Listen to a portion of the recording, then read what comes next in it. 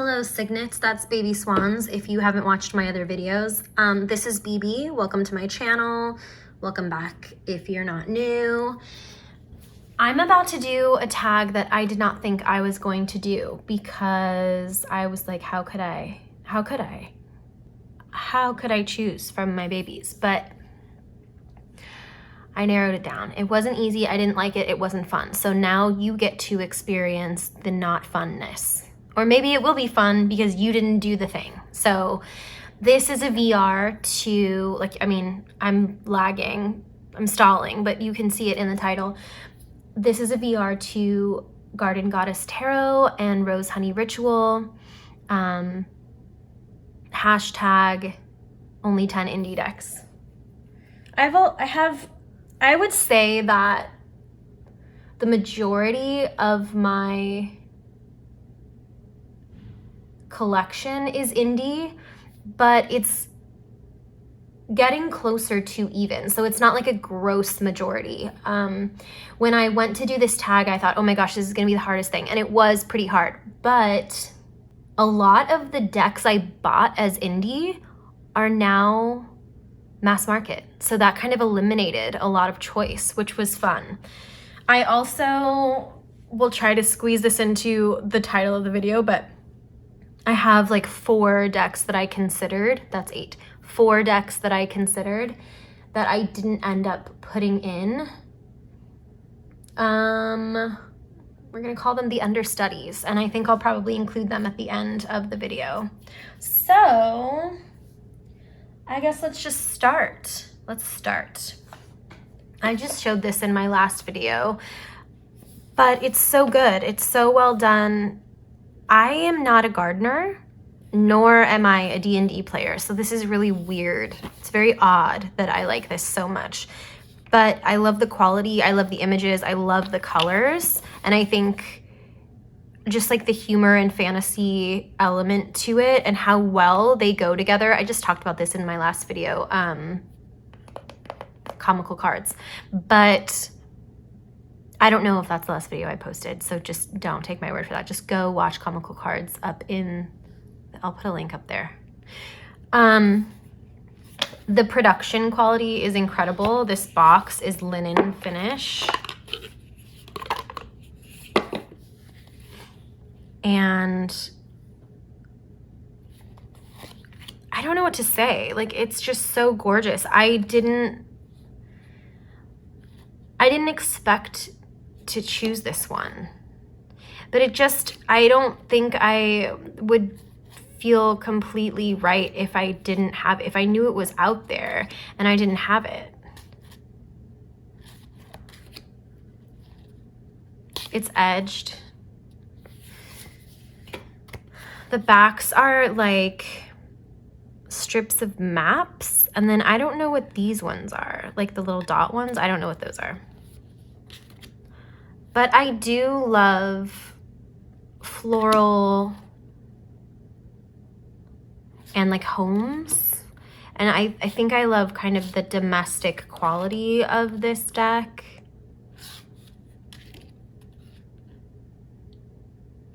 I don't know. It's just so perfect. Like, it's so well done.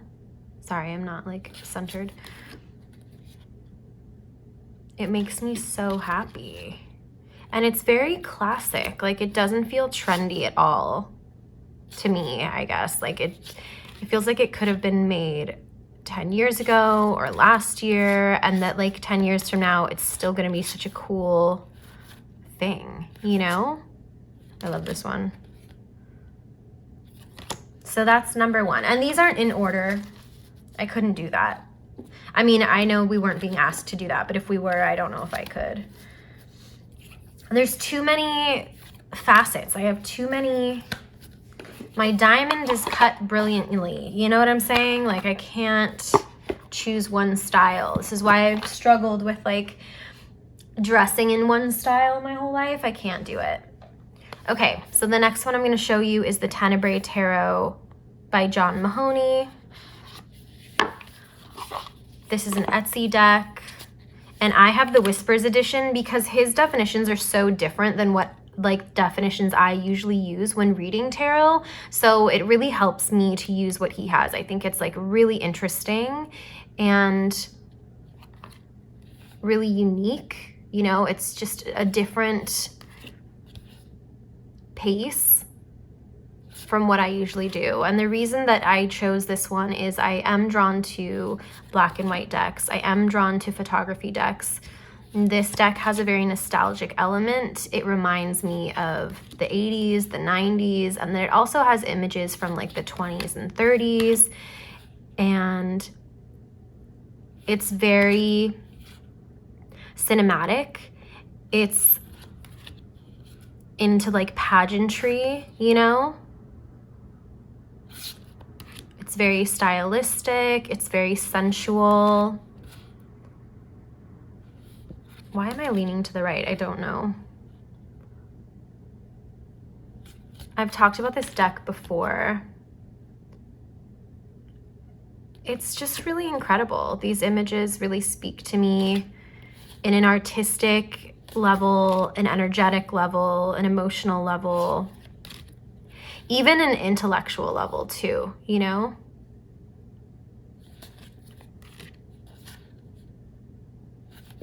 There's nothing else like it either, which I guess is the purpose of, you know, indie decks, right? This like vintage quality and this like, you know, the ways that our culture has changed throughout the decades, obviously for good and bad, because there are things that we think of as always having been that weren't, you know, sometimes negative things that weren't that way. For example, the expression of the arts in media and in mainstream culture was much less, I don't know, uniform or taboo. There was a freedom of expression in a certain way. Obviously, there were lots of limitations on expression as well. But when it came to what I remember the arts being like, or, you know, it wasn't like weird in the decades past to like know how to sing or dance. Like that wasn't very niche. It was like, oh, dancing and singing were things that anyone could do or anyone would want to do. I don't mean everyone, but you didn't have to be a certain type of person to appreciate the arts or express yourself with the arts, you know? I don't know, that's just kind of the way that the filter and the view that I saw, like growing up. I could be wrong. The next one was, I think, on a lot of people's lists. I didn't think I was gonna add this one. I wasn't sure.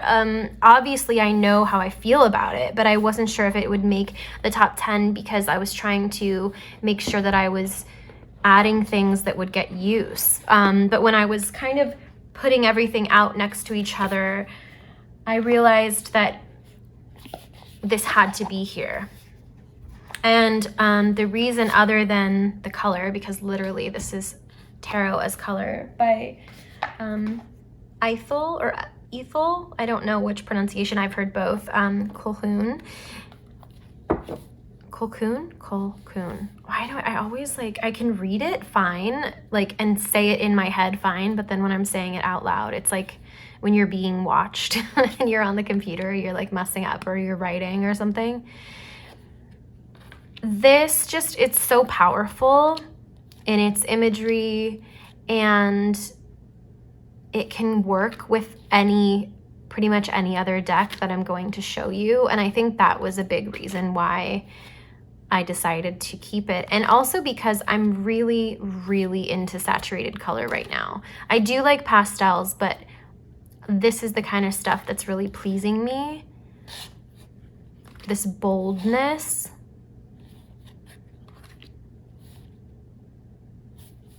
And I guess I just had to have like an art deck in here, you know, and this is the ultimate, for me at least, what I know of so far.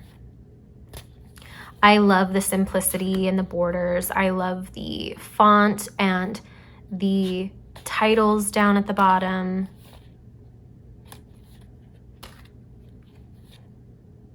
it's so evocative. It's so emotional.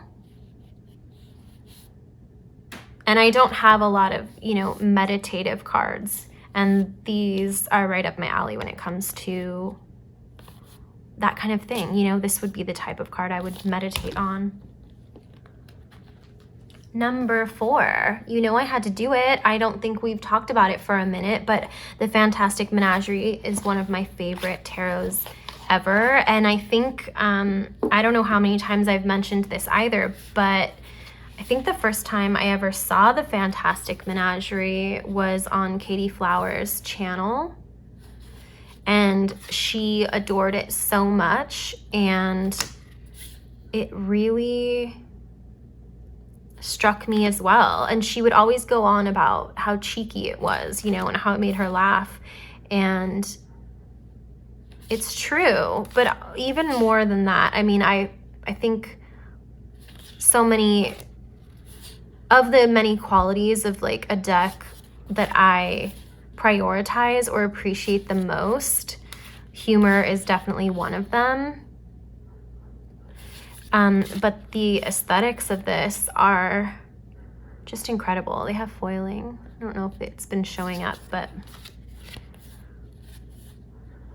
this has made it to many lists of mine. And it's just gorgeous. And I don't mind the anthropomorphic animals. I think the fact that they're vintage drawings, and I think probably I've said this in another video too, but it reminds me of the book Aesop's Fables. And it reminds me of like Rockadoodle. I know I've said that.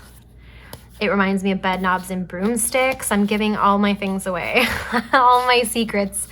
So it just really connects me to an aesthetic preference that I have that I don't always get to see in tarot, and which is kind of like a Victorian vibe. It's so delicate and beautiful. It's like a Jane Austen, you know, novel. And then it really connects me to the fantasy and like storybooks that I was told or read as a kid. This is by Baba Studios, and it's like really beautiful cardstock and quality. I believe this is the 3rd edition. It's their latest edition. I wish I had the money to, or no, maybe this isn't their latest edition. I can't remember, but I didn't get their like limited edition, or I don't know if it's called the limited edition, but you know, the upgraded version that came in the wooden box. But this one works just fine. Okay, this one is new to my collection and I've yet to do a video about it, but this is called the 20th Century Tarot, and the reason that this is on my list is, I guess for 2 reasons. I do like mid-century feeling, like modernist decks, and I do really love black and white, like I mentioned before. But this one, the book was written by my grandfather. I do not have the book, which is so unfortunate. And it was on sale on Etsy for a long time for really like under 20 bucks, and I never got it, which was so stupid of me. I don't know who did the pictures because this deck is only credited to my grandfather, but I don't know. Like, I feel like he might have done the pictures because they're so simplistic. Like, he wasn't an artist, he was an English professor and you know, a linguistics academic. But yeah, I don't know if anyone knows anything about this deck. My grandfather's name is Kevin Byrne, and this was published in 1970 in Anaheim, California. I will do a flip through of it, but just for the family tie, and because this is such an interesting deck. Like I really do like the minimalist quality and like the sketch quality, and then it's still medieval, which is really fun.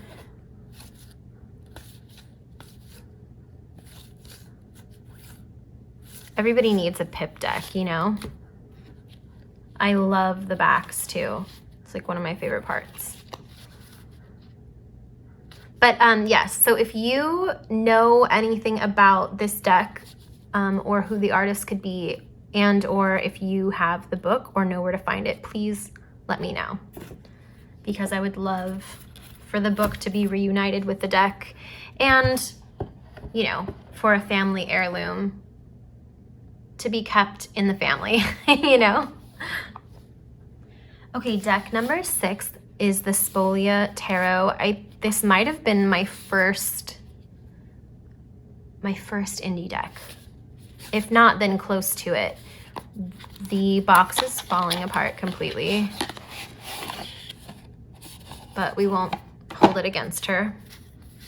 I almost didn't add this one. Like it wasn't in the first decks that I pulled, but I thought about it and the quality and the fact that it's, I mean, I'm a really big sucker, if you watch anything on my channel, for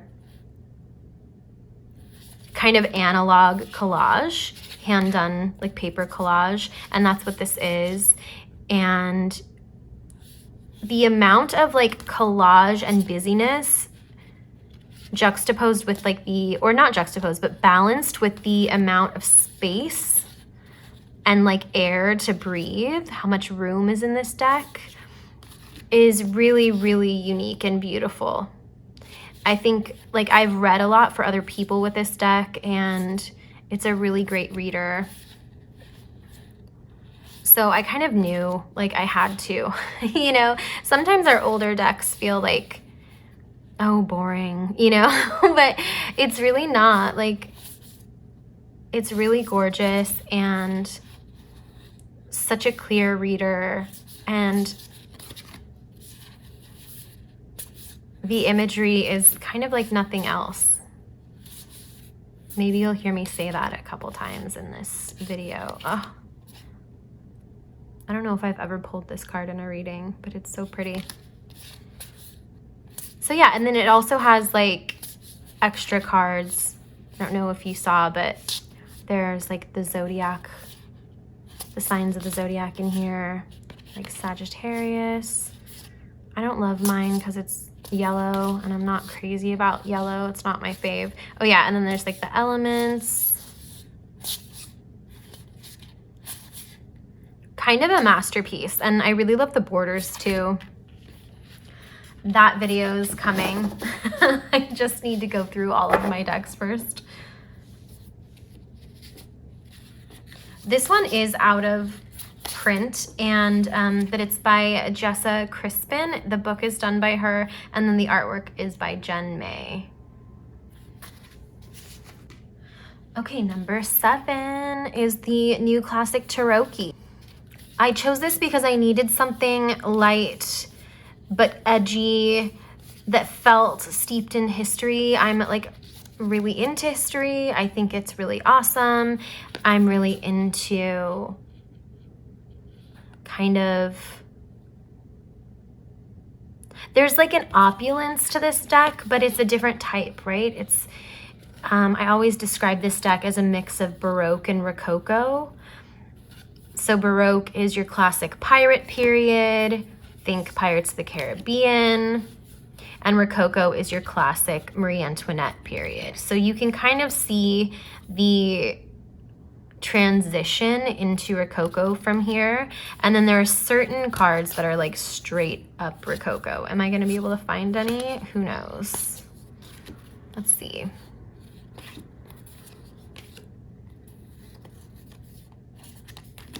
But this deck is so, again, the quality is always going to be a reason why I'm going to choose a deck over something else.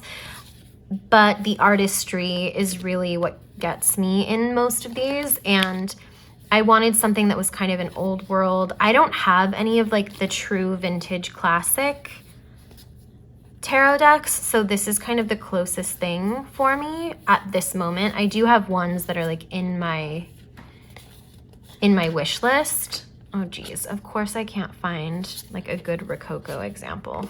Hold please. Okay, so the coins feel very Rococo in the like the ribbons and the filigree. It gets even more light than this, so I guess this is true, like what I said before, that this is a very like transitional kind of in between. There are cards that do feel heavier Baroque, and then cards that feel like the transition. But the color scheme is everything. The quality is amazing, and it really hits the spot for those time periods for me, which are just a pleasure, you know, to look at and hold in your hand and like live in the energy of, at least this aesthetically. Okay, number 8 is the Lioness Oracle Tarot. This kind of surprised me. I thought I was gonna use maybe a different deck instead of this that was also a collage, but when I was putting them side by side, I realized again that I had to go with something that was more classic, a little bit older, a little bit more simple, which sometimes I have like disliked or resented this deck for being more simplistic, but it like knows what it is, you know? And in the grand scheme of things, it's really not that simplistic. I don't need to be cluttered with something going on in every corner of the card. There are things that about this deck that feel very 90s to me. I've talked about that before in the 90s tag, and it's a very Leonian deck, as many people have described. I just watched Garden Goddess Tarot's video on her Taurus deck haul, and it's true. Like she talked about this being a Leo deck and that was intentional, and I'm a Leo rising and I can totally see that, and that's probably partly why it appeals to me so much. There are medieval and like Renaissance elements to this deck that really kind of capture my imagination. There's definitely like a magpie element to this deck, which I just like come to appreciate more and more. I remember seeing this for the first time and being like, I have to have it, and I was right. I even love the font. I love the borders. And those things are important to me. Maybe borders less so than font, but font's a big deal. And if I do like the font, I know sometimes for some people that it's hard to read, but this is just really a classic. And I don't know if I would call it underrated, because I think it is well loved, but I think that there are things about it that we don't talk about enough that just are really, really special. Like a card like this, like I'm just so grateful that this deck exists. And I surprised myself that I guess A, that I didn't choose it to begin with, and B, that it won out over other things that were kind of newer that I thought I would be including, and I didn't. It's well worn, it's well loved. All right, deck number 9 is, can I find it? La Flora Tarot. I just needed a good, like I have good flowers in the Lioness Oracle, but I needed something more traditional and maybe more illustrative. And like flower illustration is so beautiful. I also like more balance, you know, yet another black and white deck, but with a very different vibe than the other 2 black and white decks that I have.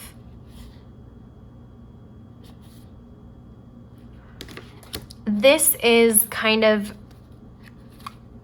I guess, I don't know, like a graphic design dream. Like this is so well done. I don't even know if it does it justice to like look at multiple cards at once. I think maybe a one card is better. This is newer for me and I haven't read it a ton, but when I was going through my indie decks, I just kept looking at it like, how much would I miss you? How much could you like work with other things, you know? And this is something that like, if we were to live in this fantasy world where I only had 10 decks, maybe I will in the future. You never know. This is something that you can spend time on, that you can study. You know, there are places to go. It's not a surface level deck.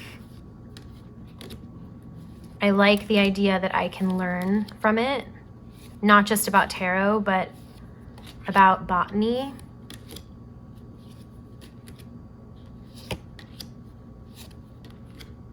It's just so beautiful.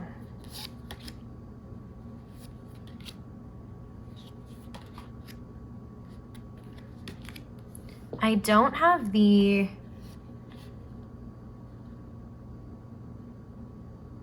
paper guidebook. I only have the PDF guidebook, unfortunately, because it was sold out. I waited on this a really long time.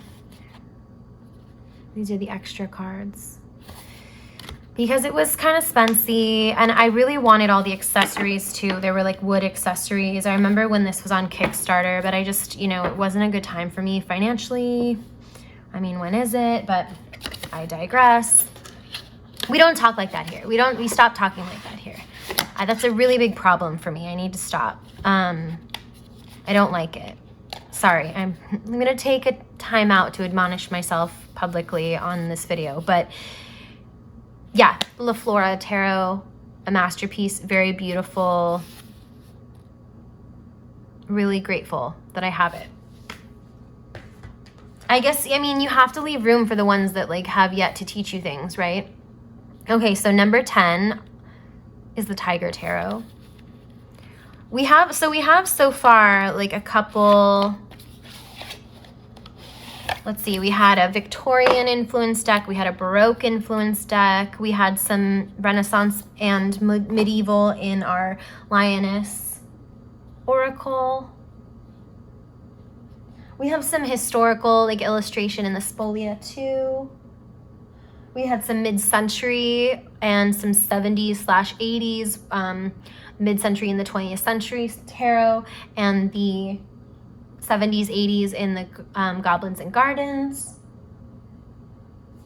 And then we had a bunch of 20th century all over the place in the Tenebrae. I like my decades. I like my eras.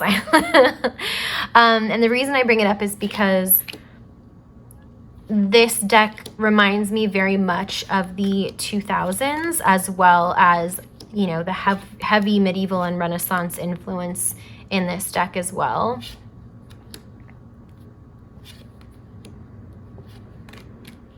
It's fantastical. It's very,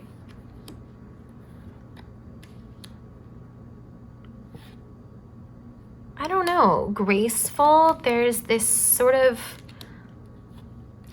this very like action frenetic energy, but it's feels grounded in the self and in sensuality and in like self-empowerment. You can really feel that coming through. The artist said this was her favorite card.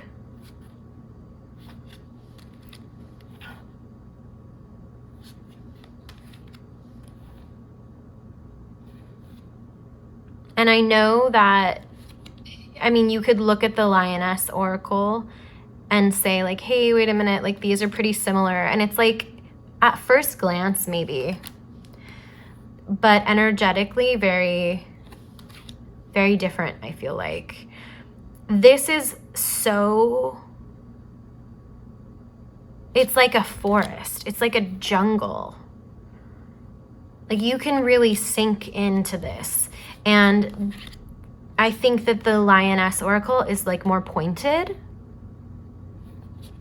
It's more like striking, like to the point. And this kind of lets you dream, and this like lets you meander. Like you can get lost, and maybe that's the point, you know? This isn't like of this world. This is of, you know, it's reminiscent of this world and what we know, but it like exists on a different plane. This is like metaverse. That's what it feels like to me. Okay, so those are the 10, but I do have, if I can get these up, I do have some understudies. I do have the ones that almost made the cut, but for whatever reason, they got left out. So I first thought I would definitely include the Abyssal. Like it was one of the first ones that I grabbed, and I didn't. And I think what happened was there are other ones that have like color for me, and there are other ones that have like photography. And I think that this is such a specific deck. I felt like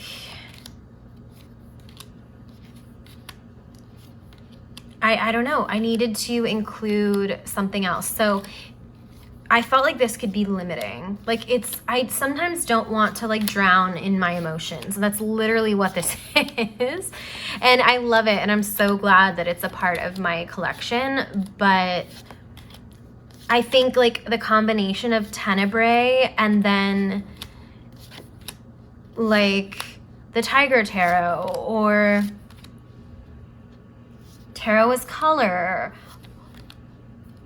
I don't know. They don't take the place of this, but they offer more options, I guess. Obviously, if this is in my top 14, it's very important to me, and it isn't replaceable in any way, you know? It's incredibly unique, and I do love the time period that these photographs were taken in. I love that it really reflects that time period, and it makes me feel very at home because it was, you know, the formative time in my life. So I identify with this style very much. But yeah, it didn't make it. Still a very cherished deck though. Okay, so the one that lost out to Lioness was the Telesma, which I love, love, love. But I think when it comes down to imagery and like actual card for card, I probably like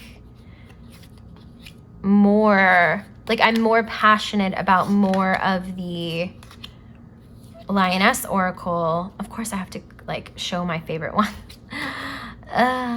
Than this one. Some of the cards are just easier to read for me, and maybe I just haven't sat with this one enough.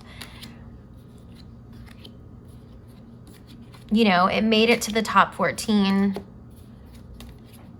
I don't need to keep saying that, but I keep wanting to like say like, it's okay, I love you, like you're a favorite too, you know?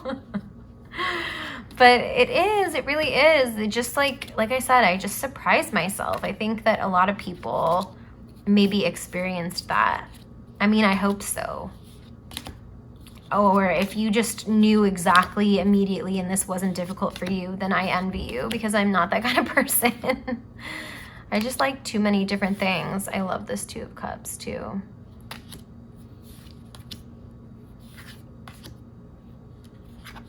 I also like didn't include the Aquamarine, which kind of falls in this category.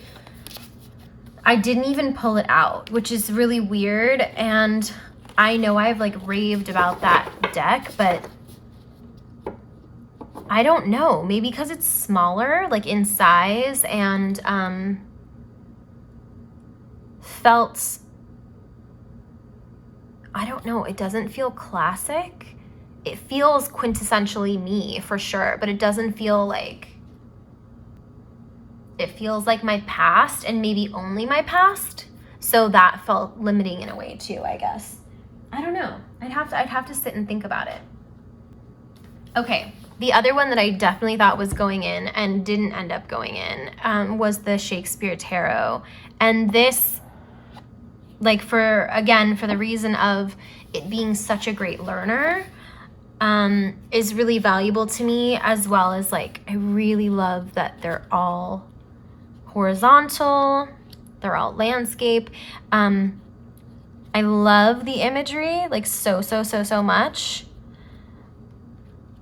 But I couldn't see myself reading with this as often as I would, like, want to if it were only 1 of 10. Does that make sense? It just wasn't, like, taking my breath away as I don't know, or, like, I just wasn't getting that, like, energetic, like, hit when I was going through it. Not, like, energetic hit, like, oh my gosh, I love this, because I do, but the hit, like, yes, this is it. This is the one. This is 1 of 10. You know what I mean? Like, sometimes you just know.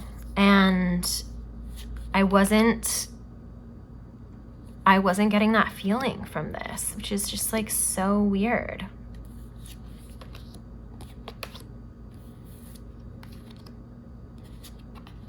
Maybe it would have ended up in my, you know, top 12 or something. You know, maybe this would have been the 11th deck.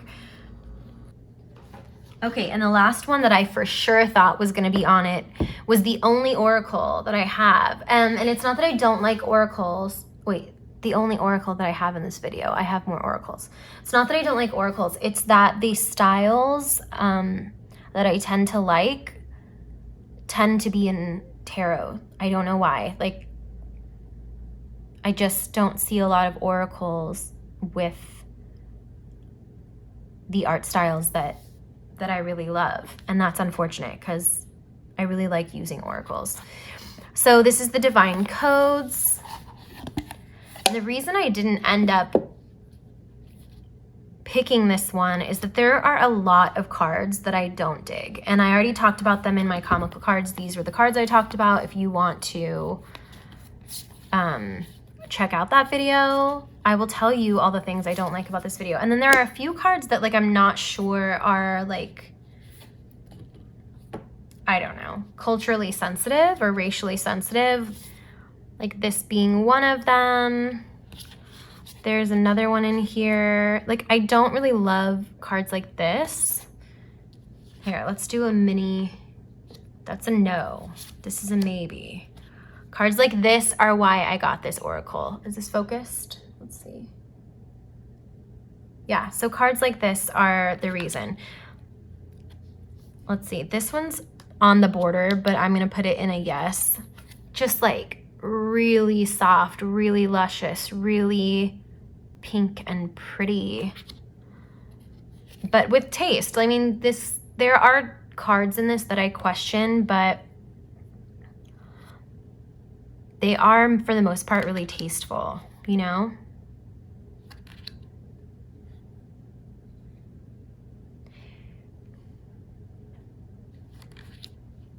I don't know how I feel about this one.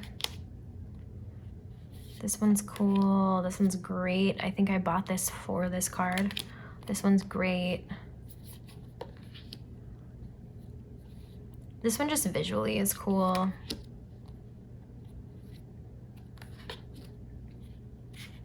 This one's a little cheese, but sometimes I can be a little cheese, so that's okay.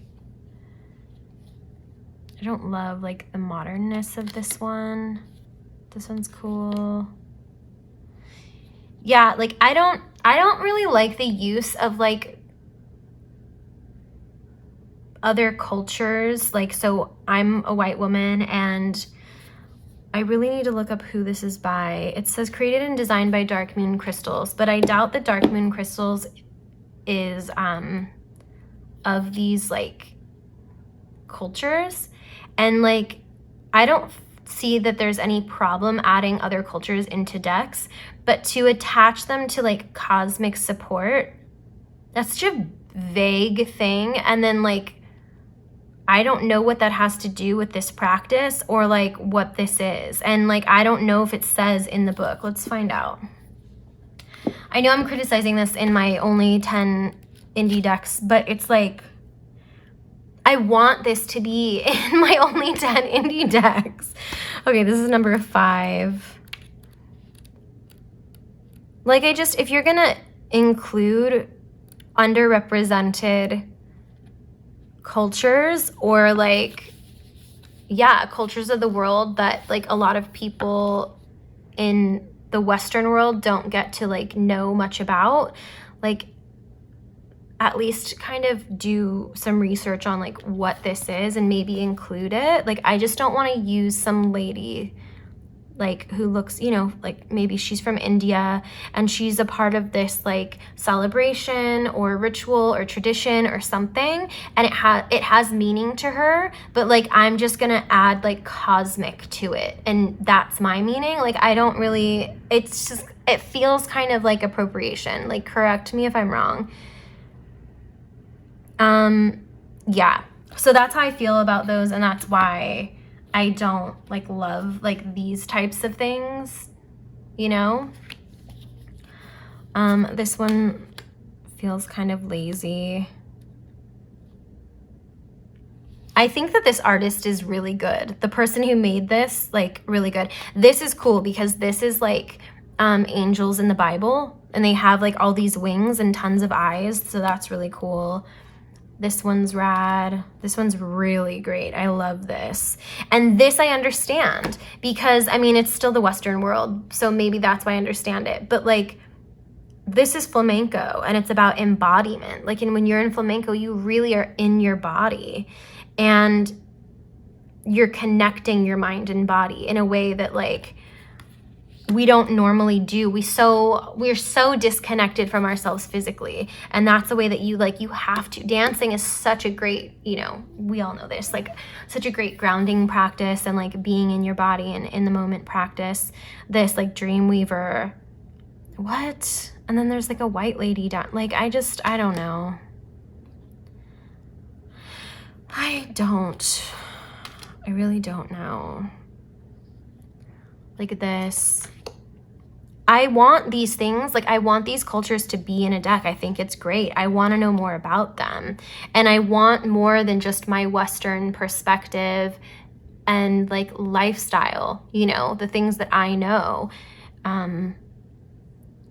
But I guess I just want more than just an image with like a new age slogan next to it, I guess. This is cool.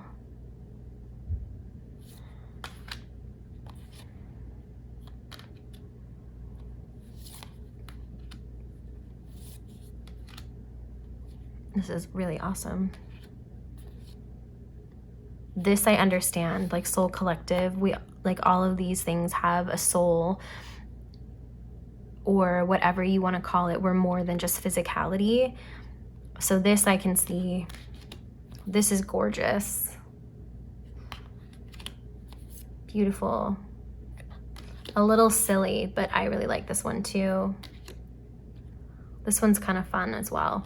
So this is why I didn't choose this one, but I really, really wanted to. When it comes down to it, so there are 46 cards, and 1, 2, 3, 4, 5, 6, 7, 8, 9. Yeah, and 10 of them, only 36 of them are ones that I really like want to use. I mean, this one, in my last video, I talked about this one. It's not too bad. So some of these aren't like, not all of these are like offensive at all. And I know they're not meant to be in any way either. Okay, so that's Divine Codes. I really hate the backs. I don't like the color. But, so yeah, if I could tweak this deck, I would. But I think it's like definitely by a talented person. And I'm really glad it exists because there are a lot of these cards that don't exist anywhere else and that I've been really yearning for. Really, really yearning for. Of course, I'm not hitting any of them. But you know the ones. I showed you the ones. Okay, so that's that. Love you so much. Those are my 10 indie decks. Let me know what you think. I want to thank you for being here. Thanks for being my friend. Thanks for being curious. And my mom's coming. I gotta go. Please, before I do though, like and subscribe if you like my chaotic energy and my intellectual waxing and waning on, what do they call it? Waxing prose. On tarot and oracle and design and history and art and all the things, okay? And connection. I'll see you next time.